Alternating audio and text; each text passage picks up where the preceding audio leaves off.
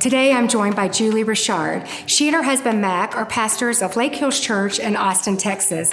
She's an amazing speaker, full of humor and joy. She's also the founder of Fearless Mom. She loves her husband, her church, her kids, and Christmas. Stay tuned. Well, welcome, Julie Richard. I am so excited to have you join me today on Table Talks. We've been working on planning this talk for months now, and you're so popular. I have to wait like 3 months to get you to record this show with me. It is not popularity. It is because I was out of town or, as you know, our new puppy had some health issues. So everything in my life was on pause because of her health issues. I mean, it was like 3 months ago, and I'm like, she can record when? That's like, I'm going to be 63 by then. I am. I had a birthday last week. But anyway, this is Julie Richard, and I just mentioned she and her husband, Mac, they pastor Lake Hills Church in Austin, Texas. But and we mentioned she's got 2 grown children that are both married now. You did that very quickly. They got married in the same, felt like a year apart, pretty much. And you, Julie, you are truly the most joyful, witty, genuine person I think I've ever met. Literally, when I get in your presence, and I am not saying this to fluff you, but just getting in the room with you or getting on this Zoom or on a phone call, you make me so just happy. You lift the spirit of the room that you walk in. And that is such an art. It's a gift. Well, I take that as a huge compliment from you because I truly feel the same about you. When I learn you're going to be at an event where I'm going to be, or if I know you're coming to a lunch where you're going to be, I'm going to try to sit by you. It's possible that our sense of humor are similar. We're tad naughty. We always are talking when we shouldn't be. But I just honestly, when I met you and I'm thinking, well, I know when I really connected with you, Dustin and Mandy just got married. So it's about 11, 12 years ago now that I really began to know who you were. And we were getting ready to go on a missions trip somewhere, and Haiti or Guatemala, I can't remember. But I've been connected with you for that long now. And so first of all, I just have to ask first. I mean, I think I know the answer to this, but do you try to be funny? Seriously. Or are you just funny? Where does your humor come from? And I mean, your whole family is kind of like funny, but where did you get this? Who is funny in your family, in your DNA? That is a funny question to ask. Before I start, I want to say thanks for having me. I love what you're doing with Table Talks. Your family is just a little bit ahead of where ours is. So I watch you as a mother, as a mother-in-law, as a grandmother, #goals. So thanks so much for having me. So funny, where do we get that? It is definitely in our family, for sure. My parents are both funny, even though my mom would say she's not. My dad would say he is. And then even my great aunt, my first cousin, Ed Young, who is hilarious. And our uncle, it's fine. I don't know. We just, what I think in my family, my immediate family, it's in my parents and my 2 sisters, it was survival. Wow. There was a lot of laughter and quick wit. My dad has a very quick wit. And so it's survival in a house like that. But there's so much joy and it brings levity to situations. And then truly, there are 3 of us. I'm the middle of 3 girls. My sister is the funny one, truly. My younger sister is hilarious and can get away. You think we're naughty, she's naughty and in a very funny way. Does your family always think you're funny? Because people will tell me when I speak sometimes that I don't try to be funny. If I tried to tell you a joke, it would fall flat. I can't get a punchline. I can't do it, but it comes out of my mouth. But my family, they kind of look at me like, well, that wasn't funny. But everybody else is going, oh.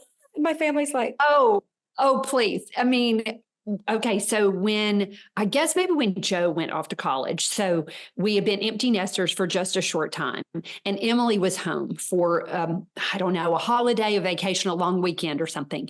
And she said, Okay, guys, I just need to tell you something because I feel like since no one else is here, I feel like I should tell you, you guys are not as funny as you think you are. That's awesome. Because we we just get so tickled with each other. Mac and I do. We think we're hilarious. Our texts back and forth, our just around the house. We just think we just giggle all the time. And she's like, we're I not. don't know. Yeah. She's like, I mean, I love y'all and I think you're amazing, but I just feel like I need to tell you, you're not as funny as y'all think you are. I'm glad that you enjoy each other, but I feel like you should know that. That's Yeah. it. I think that I've been wanting to ask you that for months. Does your family think you're funny? Because I look out in an audience and there are people laughing, and I look over on the front row if I'm speaking at our church, and my family's kind of going. So Oh, yeah. But now Mac thinks I'm hilarious. see, that's just so awesome. Mac thinks I'm hilarious, but really, I think the kids sometimes they just think like, oh, bless their hearts. That's her. And the older you and Matt get, because y'all are probably 10 years behind Galen and I with your age. I don't know how old you are, but No, not quite. I'm 55 and Mac is 58. But 10 years, pretty much. So they're going to think it more as the decades are going to go. They look at us like, oh, look at them try to navigate those stairs or whatever. I see them. Look at us. I see it. And I think they're going to be ours soon. Right. I could go on. I've got that you and I, one of these days we'll sit on a panel somewhere. I feel it. And we'll just be able to go for 30 minutes, and we don't need a moderator. We don't need someone to ask a question. And, panels are trouble for me because it's like off script, which hello, I live for off script, but I do think that laughter is underrated and that people don't laugh enough. And there's so much scripture about laughter, and I could go on and on. So I just feel like, and I'm okay with my kids. I've just decided. My mom used to say this. She's like, I'm okay. I know y'all are laughing at me and not with me. It's okay.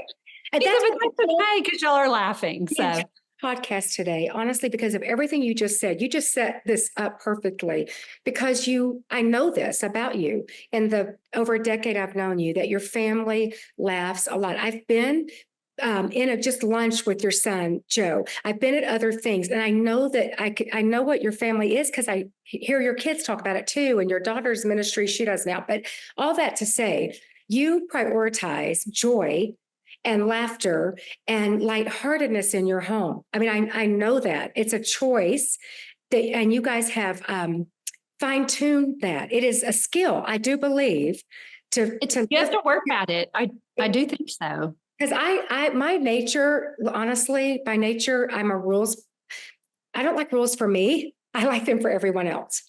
I got you. Yes. I want for them, and I want everybody to get in line. So I have to work at letting things go to be joyful. So, I think because of this, because you've navigated now children, you've raised kids, and they're married, and you have adult children outside your home, but you started a community, really. I would say ministry, but it really is an amazing community called Fearless Moms. And it's just a ministry for Lake Hills Church. I mean, you started this ministry for the young moms probably, or moms in your church, because there's not a lot of information. I mean, there's written information, but you just take it a whole nother level. And I want to just tell us real quick, and we're going to go on and talk questions, but you can find lots about Fearless Moms. You can go on YouTube and find her, Julie's past teachings and her philosophy. And I'm begging her to write a book. I'm saying it on this podcast. I'm telling her, write a book, because y'all, you're going to hear this. You're going to not want her to stop talking once she starts. But tell us about Fearless Moms. So Fearless Mom started because I love children. I love being around children. My favorite room, you mentioned my husband's a pastor. My favorite room on campus is the room with the kindergarten, first and second graders. That's my heart. I love teaching them about Jesus. And I say, who wouldn't want to teach that age? When I sing, they think I sound like Whitney Houston. It's the best for your self-esteem. They think I'm amazing. And if I'm gone a week, I was in with the adults, Easter Sunday. So I came back the next week, and little ones run up to you and go, where were you last time?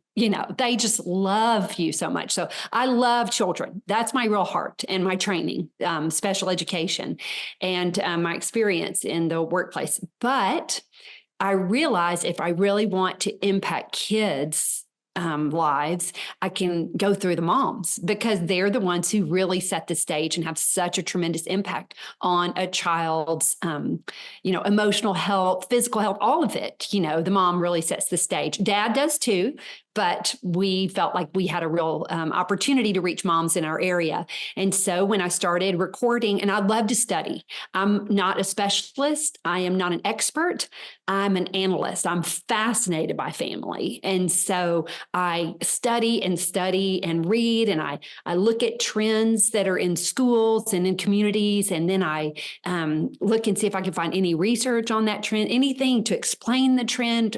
If it's a good trend, what can we find to do more of that? If it's a negative trend, then what can we do to kind of reverse that trend? And then I filter it through scripture and then teach. And we say, laughter is definitely underrated. We are funny. We are not sarcastic. We don't poke fun at husbands or teenagers. We laugh at ourselves. We take the responsibility, but not ourselves too seriously. So I started doing the teaching, and we started recording it, and we just put it up online for people if they wanted to use it. And we just got amazing feedback. And so then we took a season. Well, God provided a season, 2020, where we could we could streamline and get everything, all the sessions up, blocked into courses and curriculum.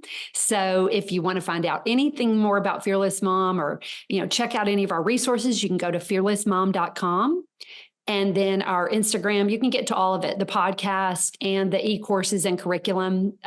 You can get to all that through fearlessmom.com. And so some churches use our curriculum and programs they already have. Some churches use it and they do a full-on Fearless Mom program. Some, people just gather groups in their home and do the studies together. It's been amazing what technology has allowed us to do. And so my heart is children, my heart is families. And I truly believe that we can have such an impact on the world if we equip moms to enjoy parenting. There is so much hope out there. So let me I need to correct myself, because 3 times on this episode, I've said Fearless Moms. So it's Fearless Mom. And I have to say that because you would not believe the people that call our church Citizens Church. Oh, yeah. One Citizen Church. And even, they'll say it 20 times in one sentence. I'm like, how do you not know the name of our church? The same way I said Fearless Moms. So if you're looking it up, you can also Google Julie Richard. It's like Richard, but you pronounce it Richard, and Fearless Mom, singular.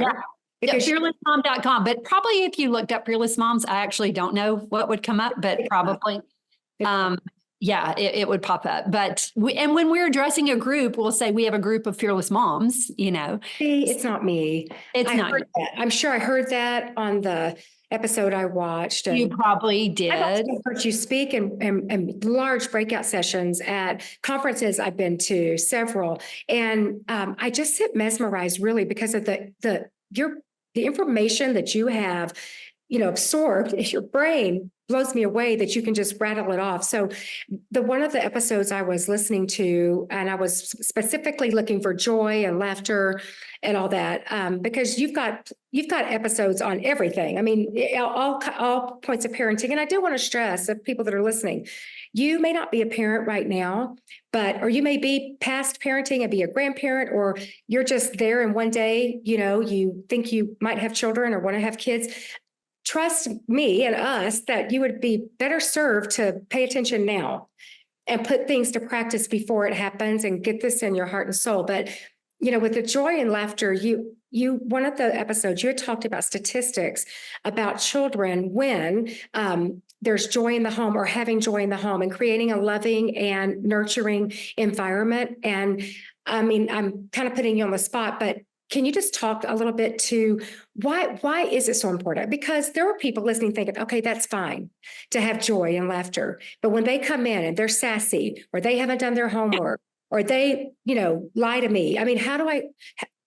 So why joy? Why laughter? That's a great question, actually. And I want to address that when you say when they come in sassy or when they aren't obeying. The most questions I get, and most parents just want to know, help me stop this behavior. Tell me, I need to know discipline. Help me. And most of us parent toward our pet peeves. And so whatever your pet peeve is, that's probably what your kid is doing that's driving you crazy. And so most parents are trying to figure out discipline. And so I talk a lot about discipline and what it actually means. But no matter the issue, no matter the age of your child, actually, this transcends just parenting. Any relationship is built on a foundation of trust.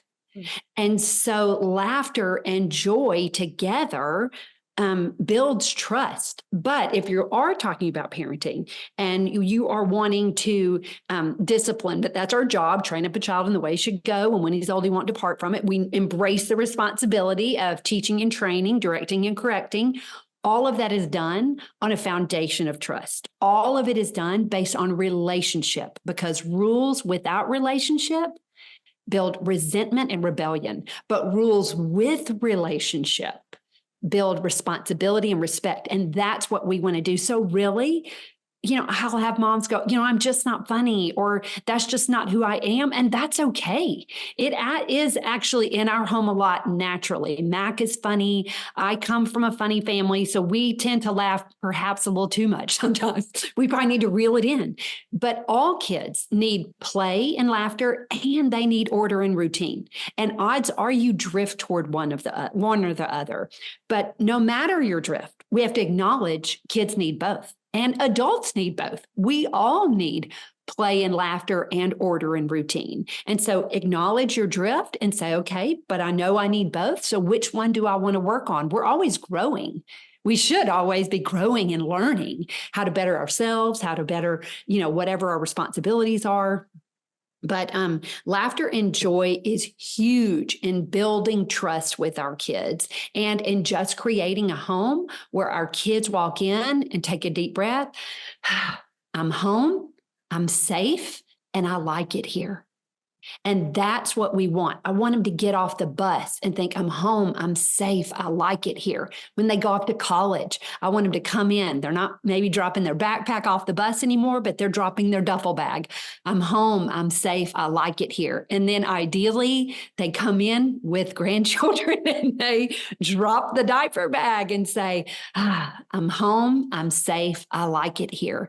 And laughter does a huge job in building that foundation and creating that feeling in your home.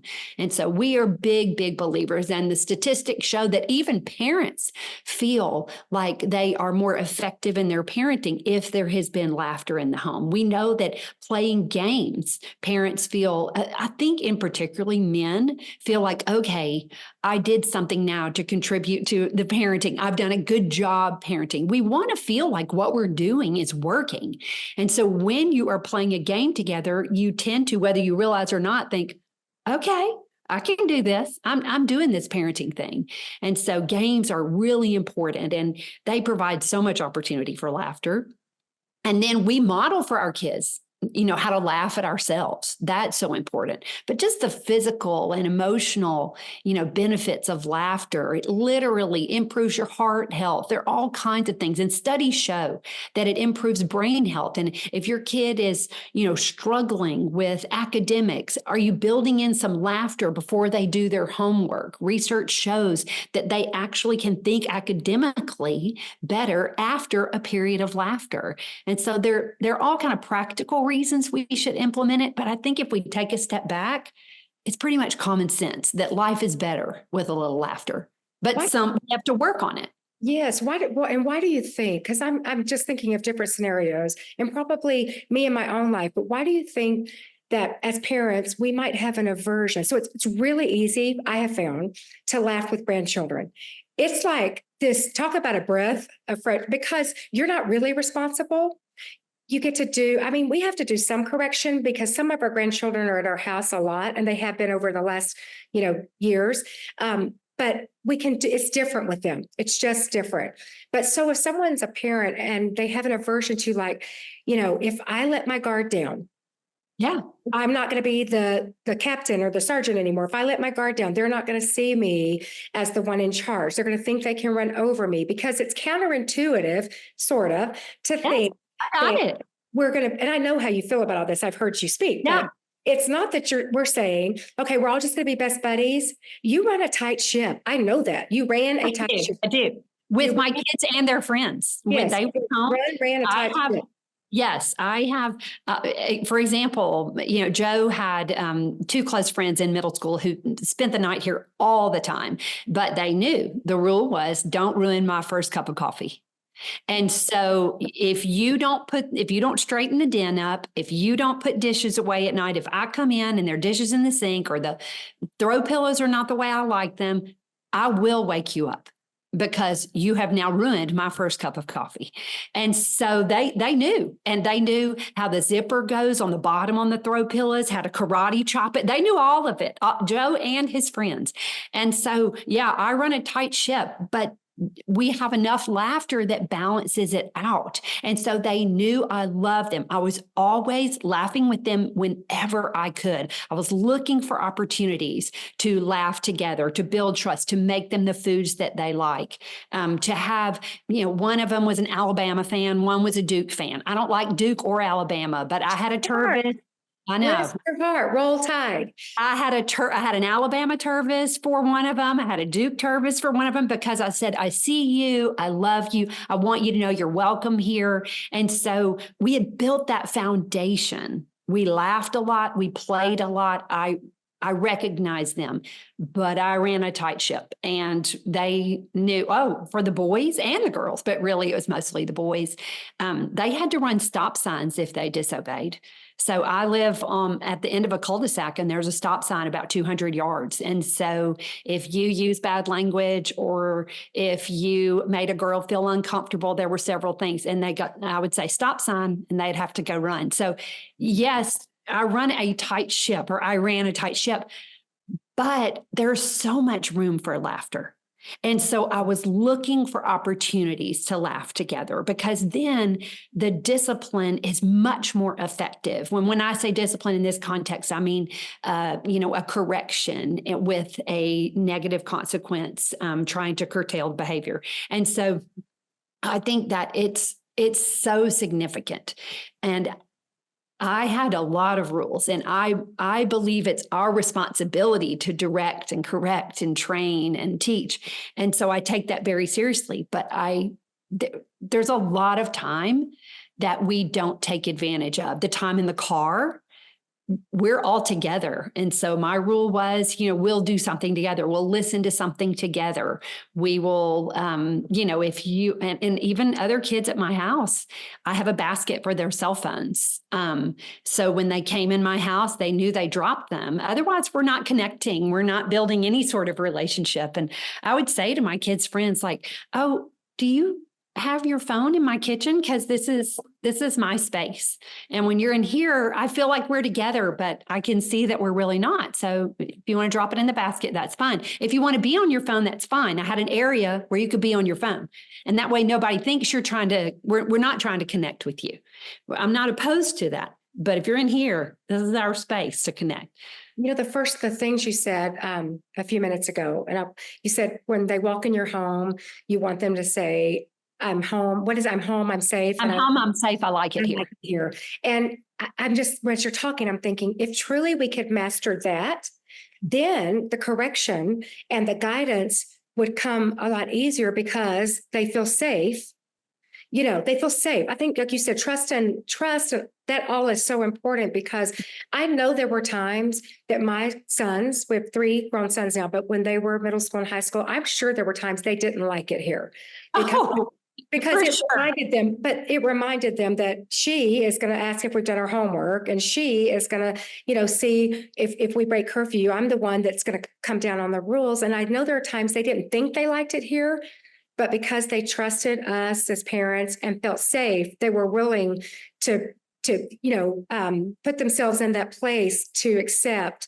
And their correction, they're thankful for. Obviously, now they're all married and they have their own children. And we have 9 grandchildren, and they range in ages from 3 to 20. So there's the whole spectrum of what my sons and their wives, Yeah.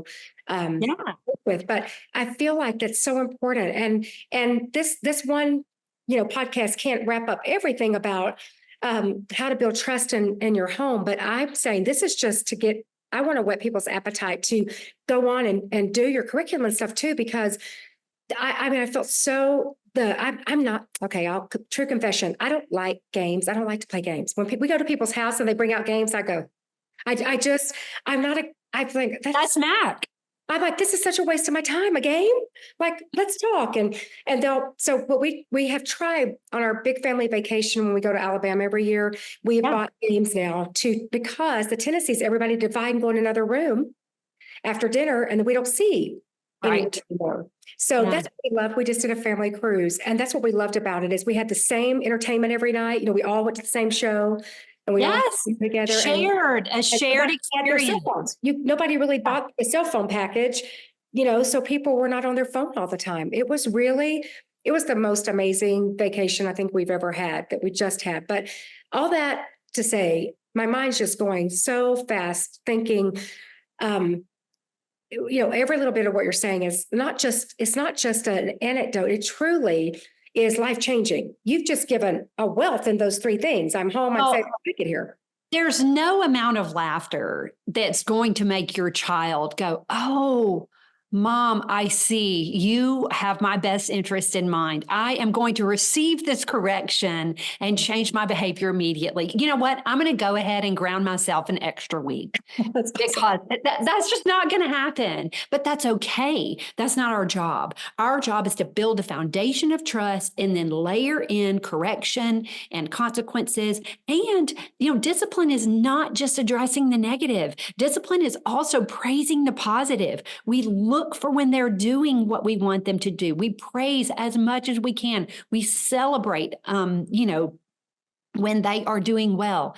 But it's just part of the job. And building the foundation of trust is mission critical. And especially if you are in a stage where maybe you're preteen or teen, maybe you're adult child, you're on different pages and you're thinking to yourself, I don't even like my child. Number one, I want to tell you, you're not alone. Number two, find something to connect with your child about, whether it is a game they like, a team they like, a hobby they like. Work on the relationship. The other stuff will come. It'll take care of itself when you have time. But if you're thinking, our relationship is just really shoddy right now, then work on it. Do what you can do to build the relationship. Because that's what you just said, build. I'm thinking about even, when my son is our pastor now, Dustin, but when a lot of times he preaches and he'll say, as Christians even, we're not here to burn bridges, we're there to build them.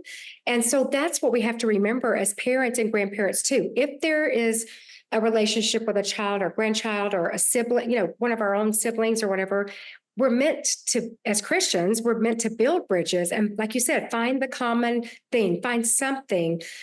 We have to, and you don't build a bridge overnight, just like the bridge doesn't fall down overnight. So we're building, piece by piece, 2 by 4 by 2 by 4 to get the bridge back to our child. But that's the parent's responsibility. It's not our responsibility to chase this down. We have a big thing.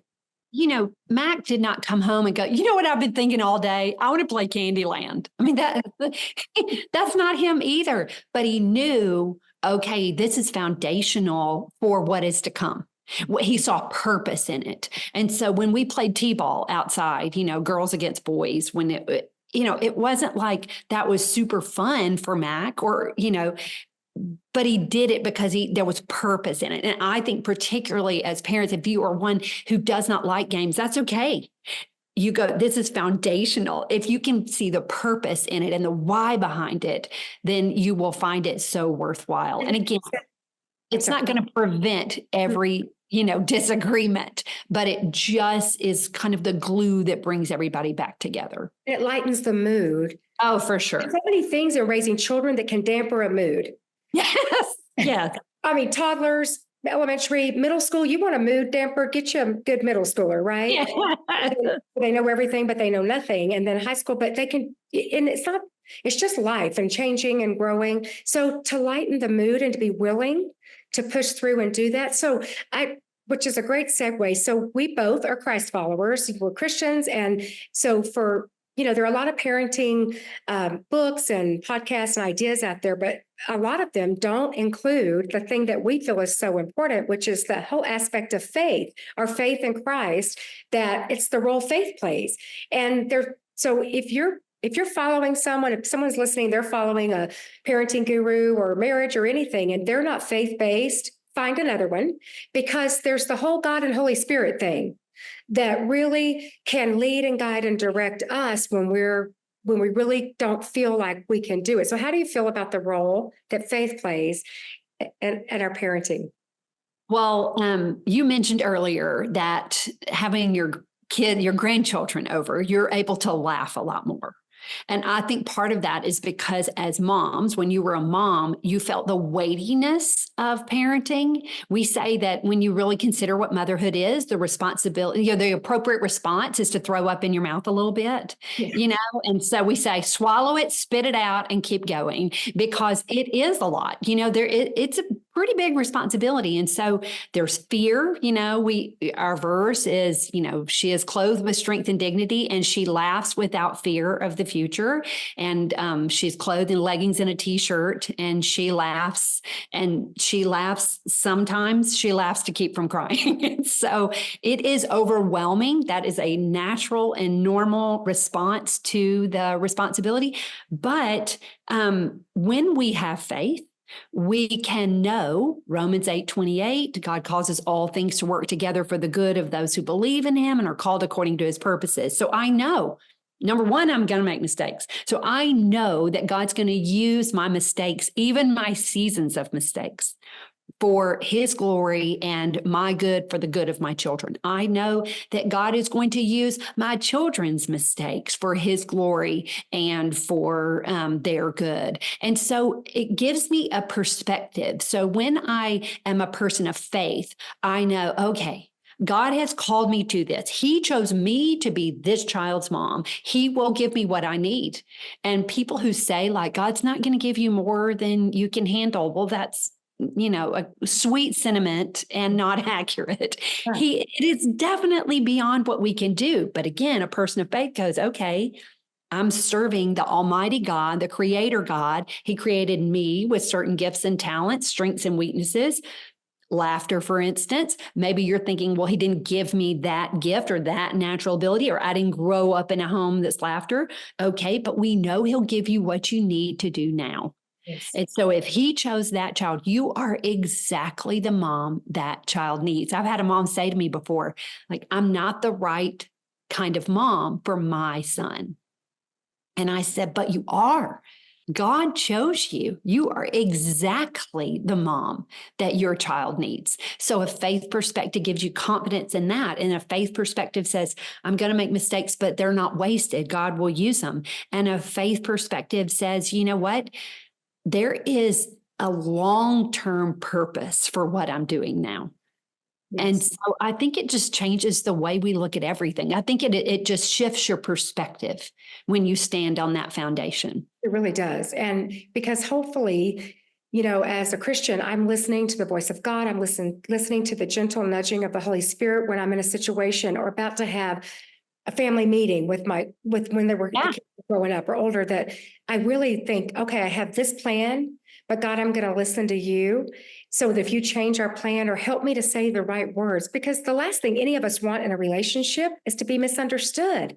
I think for me, I think, oh, they didn't receive that the way I meant that to come out. And I don't want to be misunderstood.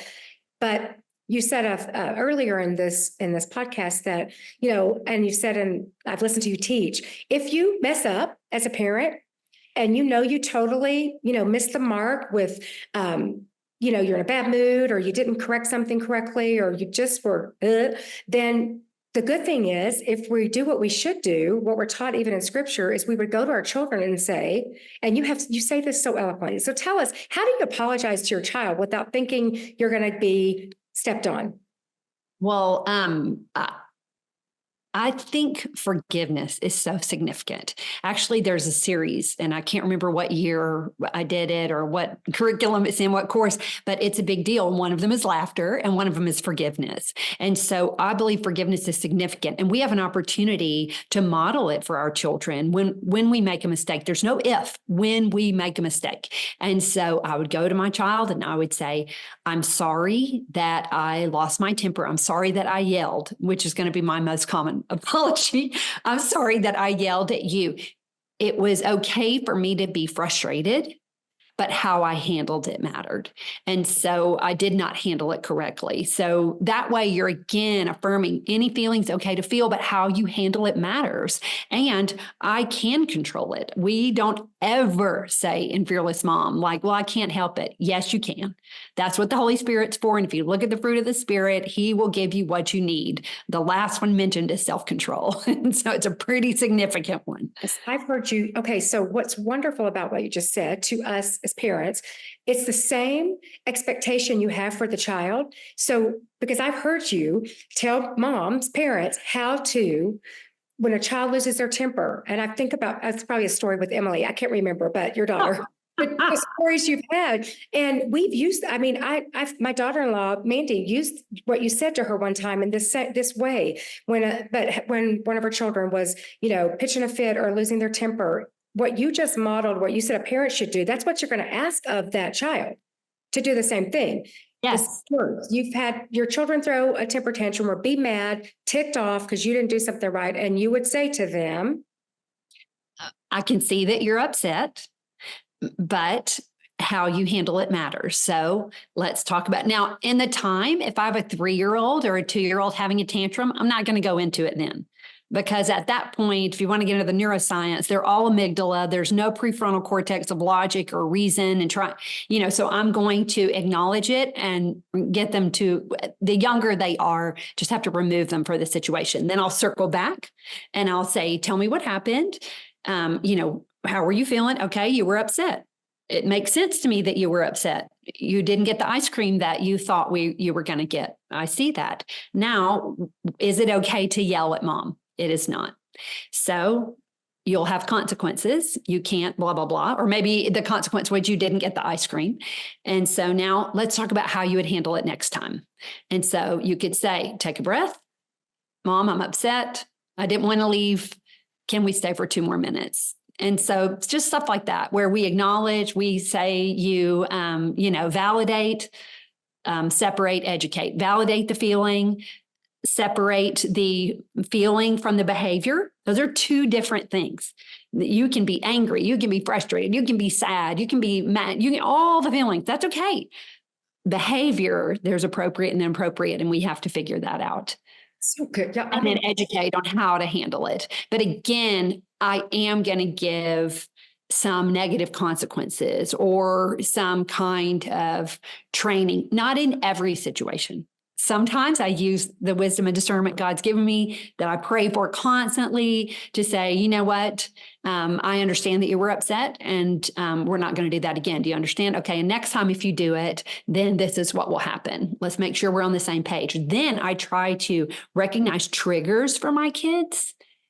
And so then I'm going to plan before. So maybe if the last 3 times we've been to the park, the big tantrum you've noticed is when you say to get in the car. So then we're going to do some training before we go into the park. Okay. So when I say it's time to leave, let's practice how you're going to respond. You're going to say, yes, ma'am, and go to the car, right? Even if you're feeling frustrated, even if you're feeling sad, you're thinking, wait, I know what I need to do. I can say, yes, ma'am, and go to the car. So we do the training before, and then you really recognize when they do what you've asked and you praise, twice as much as you would give a negative consequence. Because parenting is the most rewarding. It's a very rewarding role, but it's also the hardest. One of the quotes I heard I wrote it down and it's in quotes, so I know you said it. You said, nothing else has made me experience such love, joy, exhaustion, self-doubt, all at the same time. It's a cornucopia of feelings. It's all the things all at once. And so, and really, you can, my series that I'm teaching coming up, is called It's a Dance. And I said, just when you've got the rhythm figured out, the song changes. That's what, Yes. they go through different developmental changes. And that's the fun. And I think, it's what makes it fun. It's what makes it exhausting. It's what makes it rewarding. It's what makes it, so like it just beats you up, any self-esteem you had before, it's just drained. It's all that. And, you just open up so many ideas for people to ponder. And you truly have been saying these things all the years I've known you. This is not something you just pull together. This has been your mantra, these sayings, these tips you give. This is how you truly fleshed it out. And this is a gift. Not only is your humor and joy a gift, I believe, but you've used it in parenting and, being a spouse, and you're going to be the most awesome grandma. I'm not sure what they're going to call you, but I can't wait. I don't know what they're going to call me either, but I can't wait. And I didn't care. I'm like, just call me. Just call me. And I love that. Honestly, I love everything about it. But, and I love that being a parent. We loved every season of parenthood. Yeah. It was live. It was a different song, but we tried to learn the dance quickly. And some parents have a better rhythm than others. And we step on each other's toes quite a bit. We do that. So this time goes by really quick, and I want to just talk for like 3 days with you. But I love to end podcasts with tips, practical tips, because when we hear something that's so motivating, and then the speaker just stops, we're like, yeah, but what do I do next?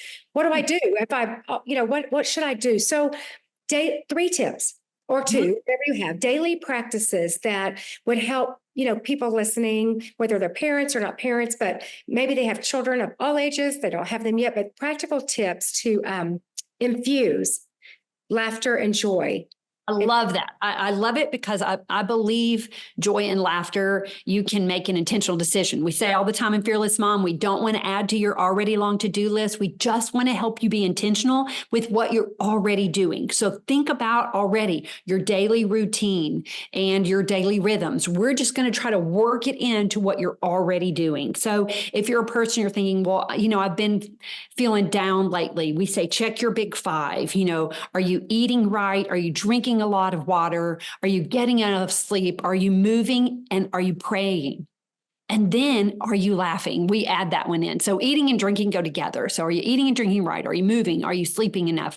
Are you praying, and are you laughing? So check first. So evaluate where you are, how much laughter you have in your life. And then second, during the pandemic, we said, my husband and I, we will watch a funny show every day. Every day we will watch a sitcom. And so we've dug back into the archives, old, now on Netflix and everything, you can find all the old ones. And so we watch a funny show every day. It's the last thing we watch together. And we've continued doing it for 4 years in now. So we choose to watch a funny show, no matter how the day is gone, no matter what time we get home, no matter what time we're going to bed, we watch at least one episode of a funny show every single night. And so that's been a huge one. And then we are intentional. I'm not a stand-up comedy person, but my husband is, but there are some great, clean stand-up comedy, people out there, comedians. What do you say if it's a girl? Leanne Morgan. We went to see her in September. Oh, it was like, I don't know, 2,000 women and 20 men. Yes. Yes. Same. Funniest night. I would travel to go see her anywhere. And I never would have done that before, but we went to see Leanne Morgan, and you can watch her online, her specials. So Leanne Morgan, we went with another couple, and then we went to Nate Bargatze. Also another funny one, pretty clean. And then Jim Gaffigan is also pretty clean. So look those up. So maybe it's not a part of your daily life, or you don't feel like laughter is a part of you. Find something that makes you laugh and watch it together if you're married, because laughing together, we're talking about building that relationship of trust with your child, but man, it is good for couples. It is good for couples to laugh together. And so I would say then last thing, super easy. It's not necessarily laughter, but it does change your perspective if you start your day and end your day with gratitude. List 3 things you're grateful for at the beginning of the day, the end of the day, and then sandwich, the laughter in between. It's like an Oreo. I love that. I love gratitude changes Yes. everything. Because We could do a whole nother podcast because that is the other big deal. And there's so much research about gratitude and not just feeling gratitude, but expressing gratitude. Those are two different things. So when we think, okay, the three things I'm grateful for, if there's an opportunity to express to someone that you're grateful for them or something that they've done, that takes it to a whole nother level for you as well as for them. It's a whole nother podcast, Kay. And when I feel the most snarky, which it happens, it can, I don't know. I mean, I'm probably not the normal, but it can just rise up in me, the snarkiness. But if I stop a minute and go, wait a minute, why am I doing that? I have,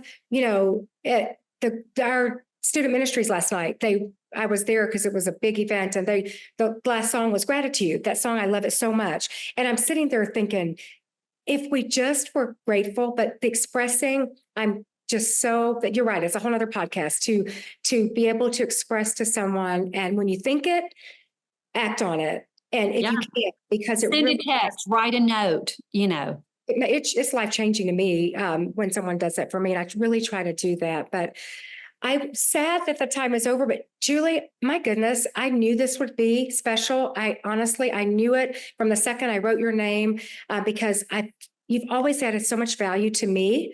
And you've been to our church. You've been to Citizen Church. You have spoken. Love your church. You and Mac have spoken at our church, and we just love your family, and we love when we get to see you. But I just, want to say thank you. And if someone's listening, watching, again, it's fearlessmom.com. And great. So much information. You can, add this to your listening, what you do when you're driving every day. And I really feel like it can change your life. And I want to know if people have experience when they apply these principles. I'd love for you guys to message me so I can let Julie know. Message Julie. Let us know when you've used this tips and you see a change, or the change will happen with us, whether it happens with our children or our spouses right away, it will happen with us first. But that's so true. We say all the time, you're a fountain. Picture yourself as a fountain, and your children are drinking your overflow. So what are you spewing? And so if you're overwhelmed by parenting, you're not alone. Work on yourself.